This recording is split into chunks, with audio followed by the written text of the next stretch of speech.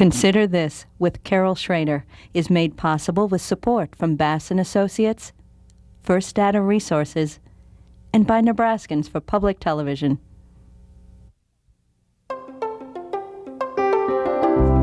Consider This with Carol Schrader, a news and information program recorded on the campus of the University of Nebraska at Omaha.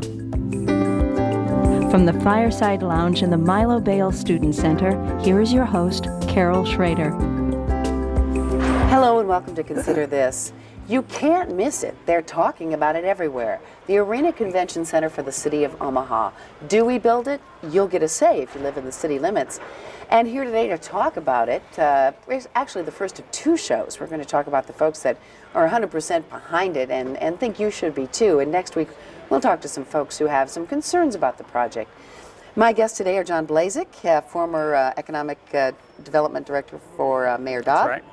And now a member of MECA, which we have now come to know as the Metropolitan Entertainment and Convention Authority. That's right. And also with us today is David Kramer, who is going to be running a new effort by the private enterprise of Omaha called Build It Omaha.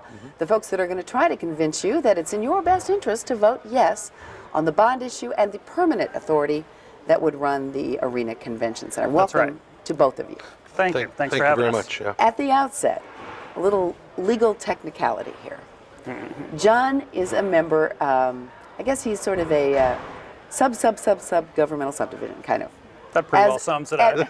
As a MECA member, he can't really sway you. He can state facts as they see it. That's right. As a member of the 5-member MECA board, MECA authority. Now, David, on the other hand, he will go full steam ahead trying to counter some of the questions I might ask her and try to convince you. So just we get those straight, because there are some state election and accountability issues at stake here. That's right. You have to be appropriate. And you don't want to mess it up. No, you don't. That's for sure. Let's talk, though, since you are a member of MECA, let's talk about what role, real briefly, just bring people up to speed, Okay. MECA has in getting this plan to the voter stage, and then what would happen if the voters not only approve the bond issue, but approve a permanent authority. Well, as you said, MEC is a 5-member board that's operating on an interim basis right now. And really what our role is planning. Working with the architects, working with the financial people, et cetera, to put forth a plan that works and one that can be accomplished without a tax increase. If approved May 9th, we will become a permanent authority, similar to the airport authority, and our role will pretty well remain the same. We'll just continue to develop this particular project until we get it built and then manage and operate it going forward. Now, that's probably one of the most straightforward things of this whole thing. That's right. It can be said in 30 seconds or less. Now, Build It Omaha just formally announced its existence yesterday. It's been in the works for a while.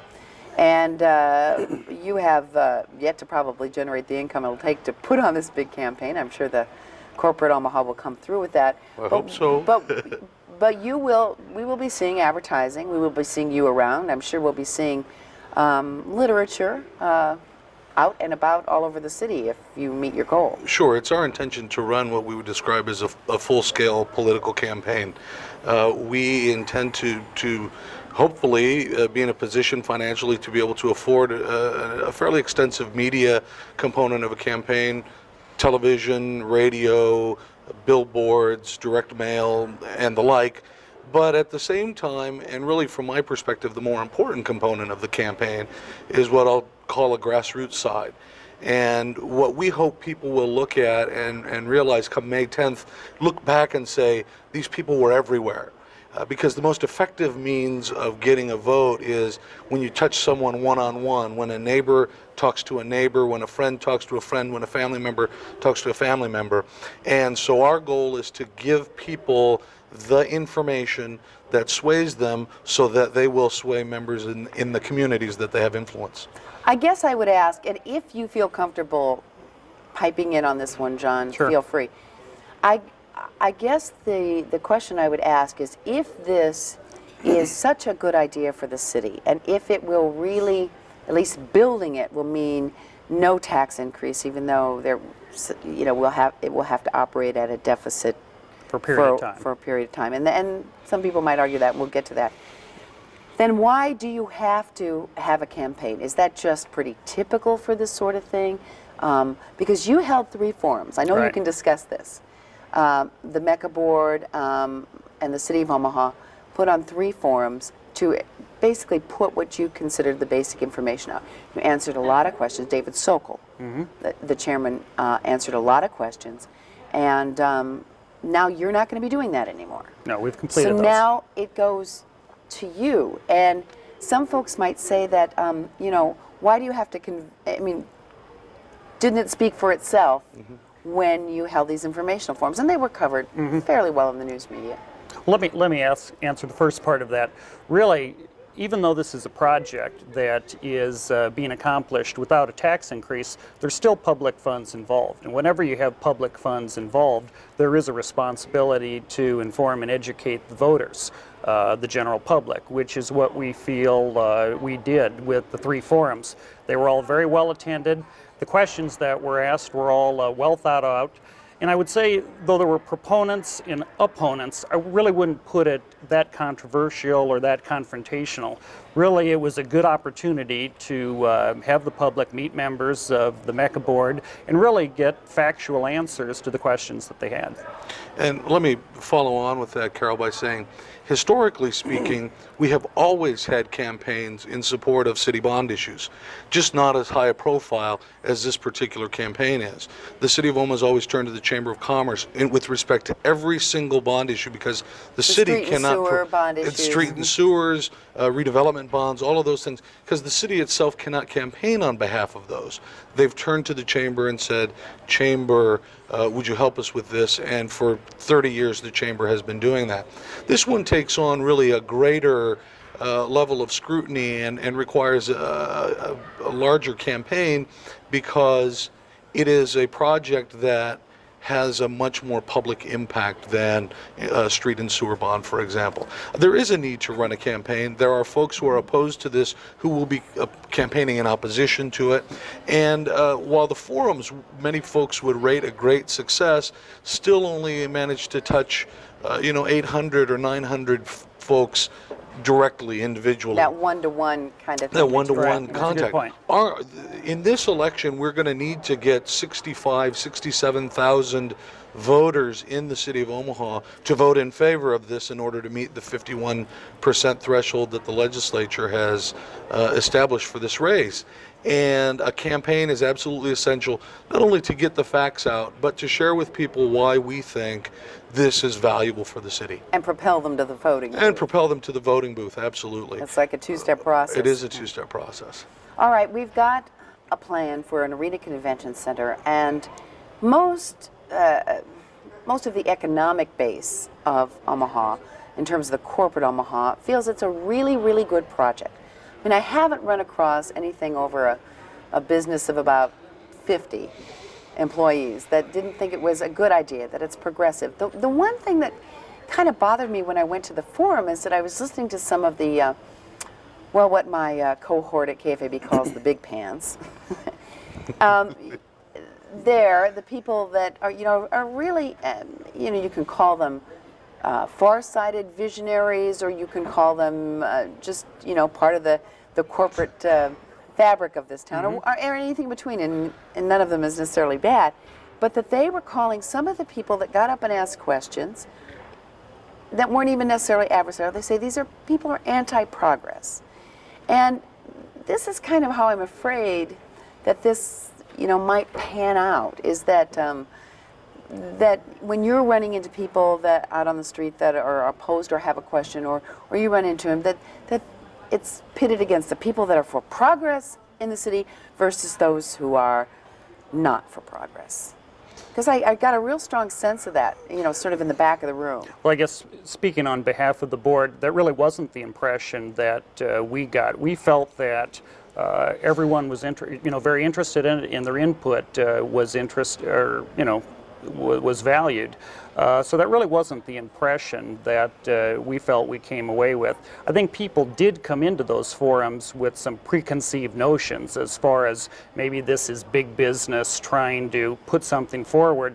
But I really felt by the end of those forums, and hopefully by the end of David's work, that the facts will come out and we won't run into that problem. You know, there are a lot of folks who have differing opinions on this, and part of the job of educating them is to give them reason to change their opinion.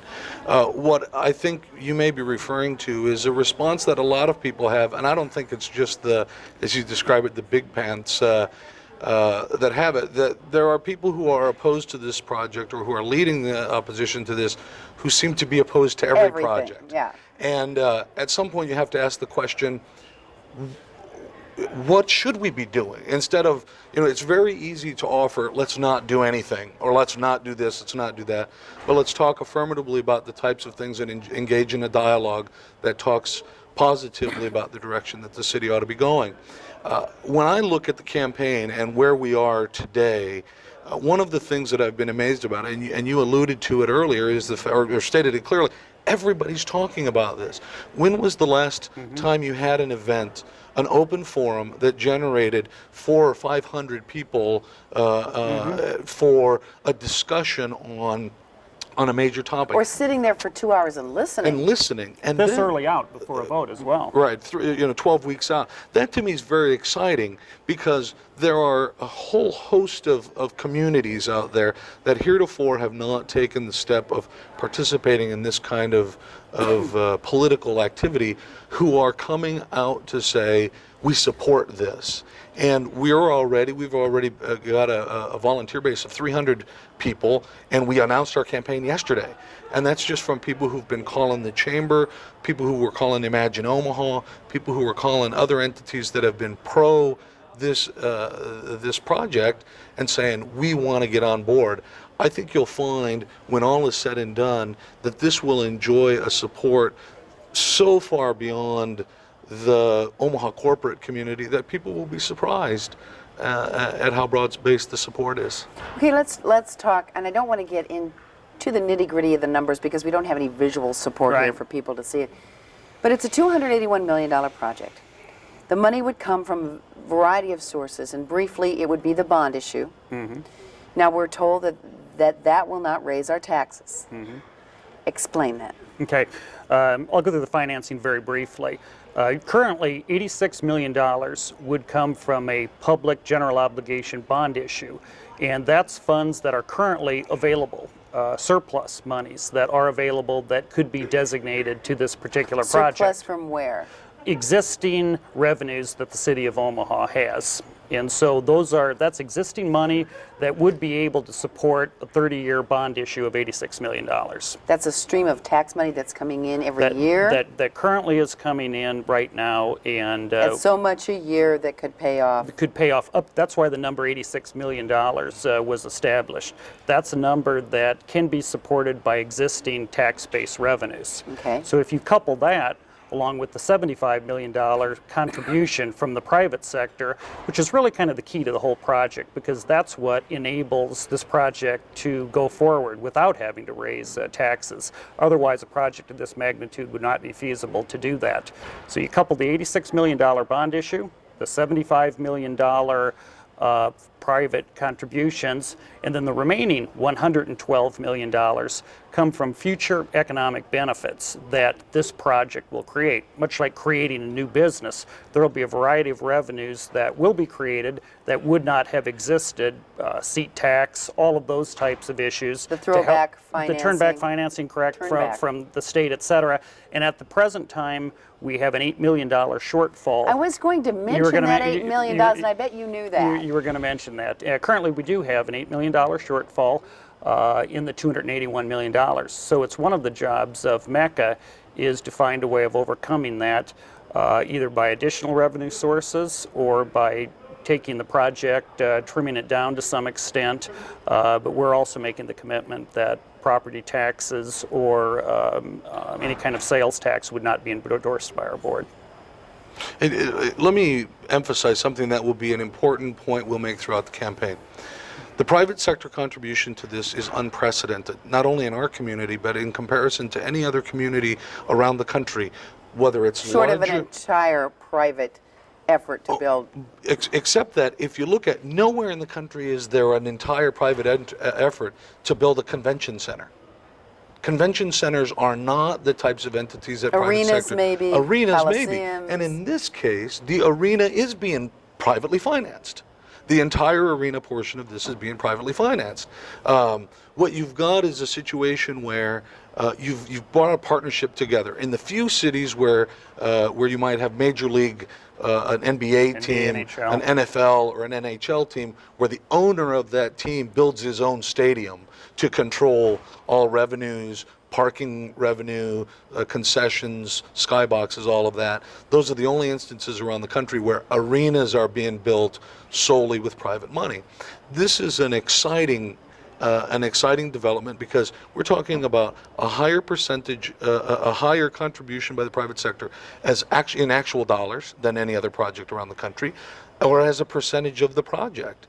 And that's something that we ought to be excited about. All those people who are out there saying, oh, they ought to be, paying more. This is a huge contribution being made by the private sector, which makes it possible for us to do no property tax, no sales tax increase in this project. Okay, and you've mentioned that the $8 million, you'll either come up with it, or you'll scale back, or make the project fit. Or perhaps the project can be brought in under budget, and if that's the case, then it basically goes away. What about the $86 million that you spoke of, that the city can, with its current tax stream, can support over 30 years? Correct.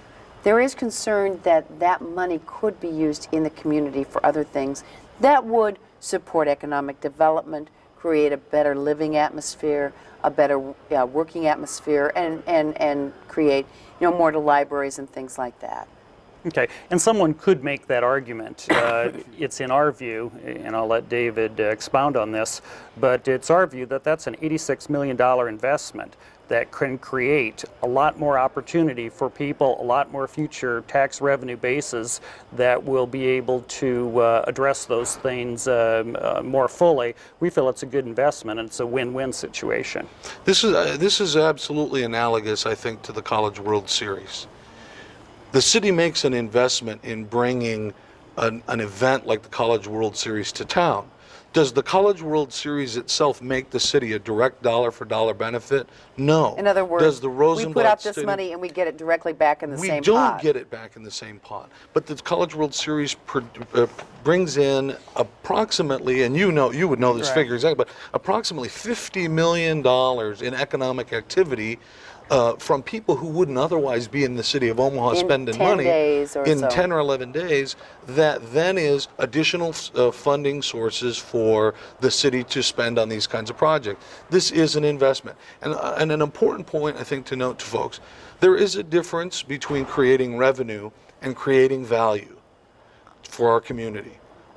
The Civic Auditorium, Rosenblatt Stadium, the Orpheum Theater. Well, the Civic Auditorium made money last year. The other two facilities It did did? not. It made money last Praise year in the Lord. 1999. The other two facilities did not, but they bring value because of the types of events that you can bring there. The beauty of a convention center is that it brings in people to Omaha with cash in hand to spend who wouldn't otherwise be Yeah, here. new people as New opposed people to, I as go to opposed the to just- Orpheum every year 3 or 4 times, and I live here, and the money's going to get spent somewhere That's right. here. And the arena is designed more so for folks in the region to take advantage of. Conventions bring in a lot more folks from outside. One of the things that they talk about too is the job creation. That maybe there would be better ways to spend at least the $86 million. I mean, granted, not any of the other money, because we wouldn't have a bond issue if we didn't have a convention center. We wouldn't have the $75 million. And that is to be considered, that this is extra money that is pumped into a Correct. major project. But that $86 million could be spent in other job creation modes. That the types of jobs that will be created will be perhaps entrepreneurial kinds of things that will benefit the people at the top of those efforts, and then service jobs. Lots of service jobs which are already going begging in the community. Now stay calm. No, David. I am. You look like you're And we've got plenty of service jobs but we could use other kinds of jobs. You know, if I could just briefly address that, Terry Moore, who's a member of our interim authority and the president of the AFL-CIO representing labor, you know, is very supportive of the project. But Terry's never met a construction project he didn't like. Well, I tell you, and that's just the first part of it. There is the construction aspect of it, so it creates that level of jobs. In addition, granted, there are a variety of other service-type jobs that are created by this, but we also feel like, getting back to the investment side of things, this will be a great attraction for the city of Omaha in terms of retaining the existing people that we have, young students, graduates, high school graduates, college graduates. And Omaha, really, for its airport and healthcare, draws from an area of approximately 3 million people.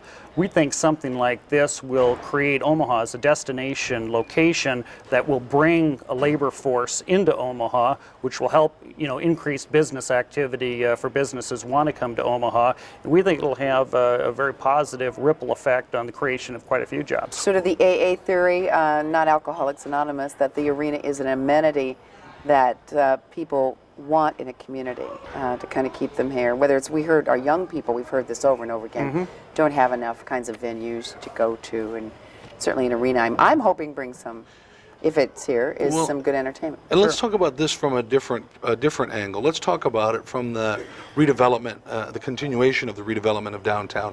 Today, as we speak, all of the construction that's going on downtown and revitalization is in excess of $1 billion of spending that's going on in that area. This project, the bulk of it is private. and the bulk of it is private by far. What this is going to do is expand downtown northward by about 8 blocks. And already you are seeing speculation. Land values on are going up. Land values are going up, which in turn produces increased tax revenue. But more importantly, you're hearing people talk about the Old Market 2, which is further north of this site. You're talking Some of the warehouses. Some of the warehouse. This is the kind of thing that this facility alone, and the perfect example are to look at, and you know, we dealt with the school bond issue. Look at the places where the school district of Omaha put in new schools, particularly in North Omaha, and look what happened to property values in the areas immediately attenuated within the attendance zone of those schools, and those property values increased. The same can be said here. It's not just this facility itself, but it's the follow-on economic activity that will create additional jobs, bring additional revenue to the city. Within the Omaha city limits. Yeah. Location, whether it's a school or whatever, is that anytime it's near something where there's a job center or a good child center, I mean, those are the two things that tend to bring Or up heavy volume location. of people. And what's really exciting about this project is you're talking about an area that has traditionally not benefited from the great growth Omaha's had in the last 20 years. And this is an opportunity for them to benefit as well. The location, the old UP rail yards, the price tag, let's see, is it $23 million with the cleanup? 23 Or the million, relocation of the 23 track? million with the acquisition of the land and the relocation costs. And the acquisition of the land includes the cleanup. The Union Pacific is responsible for all cleanup, so there's no additional cleanup charges. Right, to but I guess saying that a cleaned up version of clean it piece is of land for $11 for million. $11 million. Right. There is still some environmental concern about there's a diesel plume in there. I mean, they're pumping old oil out. There's still concern, some concern on the part of the EPA and the Nebraska Department of Environmental Quality about the appropriateness of that. I guess my question to them, and we should all be asking it as taxpayers, is it, you know, what is appropriate there, if not the convention center arena? I mean, the land is good land because that's a good corridor, a good commercial corridor. But there are concerns that this is not the best use for some very contaminated land. Well, I guess just initially to address that, and some of that goes back to my days working in the mayor's office. The Union Pacific has operated a rail yard there for what, over 100 years? Eons. And so well over 100 years. And due to no inappropriateness on their part, just simply operating a rail yard. That's how they operated right, it back then. There is some contamination. However, they have worked for years on remediating that particular property, and the agreement the city's worked very hard on in conjunction with the Union Pacific is to acquire that ground after it's completely signed off on. So really, you know, in my view, not only are we getting a clean piece of ground, but we're providing a jumpstart, a catalyst, so to speak, to have a very large brownfield area in our downtown Omaha. We're finding a use to actually have that remediated, which is a good thing, and put back into service. So you don't think this is going to be a non-issue by the time it's? I won't say that it's a non-issue. Or I it mean, will- it what will I'm be saying- an issue. It's my hope and my understanding, and I mean, I can't say for certain because I don't speak You're on not behalf of the environmental EPA, but it's my expert. understanding that the EPA and the Union Pacific will have reached an agreement by the time May 9th rolls around. I hope that they've reached an agreement by the time then. But the other thing that's key here is the city already has indemnification from UP that they're going to do whatever it takes to make that site meet the applicable standards that need to be met. And from the city's perspective, that's what we really need. I mean, you're a lawyer. If you were representing the city, that's what you would expect. Yeah, and I have that's not. the deal you that's would go the, for. That's the deal I would expect. So everybody's just comfortable with that, because there are some people that just aren't. Now maybe those are the people that are looking for an excuse. I don't know, or maybe they really are concerned. I wouldn't say it's a non-issue. I would say it's going to be a resolved issue. Yeah. There is concern. It constantly is mentioned that for the first 5 years, this operation will run in the red to the tune of 2.1 million Right. total or per year. per year, including 500,000 set aside for reserve for any major improvements that need to be made. And then after that, I think the mayor described it as a very manageable deficit. I think that's got people a little uneasy. That, you know, this is sold to us, maybe very rightfully so, that this is no tax increase. But when you operate at a loss, taxes have to pay for it. Sure. Now, granted, we run the Orpheum and Rosenblatt. And the Rosenblatt, you don't see any huge, at least I haven't heard any huge clamor, I hope I don't start one, to go run and close Rosenblatt Stadium, which operates at a deficit. Let me throw something out here. Well, you've that got I a minute think- left, so got a you minute. might want to give a Let big me- wrap. Here's the thing. In these kinds of, in cities our size, with facilities like this, the naming rights alone go from anywhere from $1 million to $3 million. If we get naming rights, which I am confident we will, not in advance of the arena, but at some time, that will go toward eliminating that operating debt.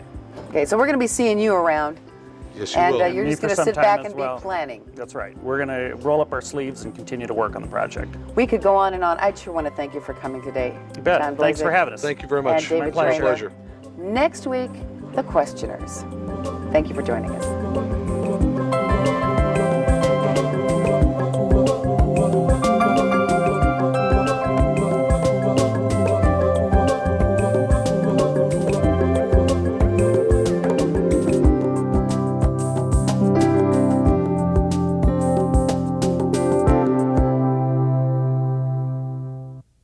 Consider This with Carol Schrader is made possible with support from Bass & Associates and First Data Resources.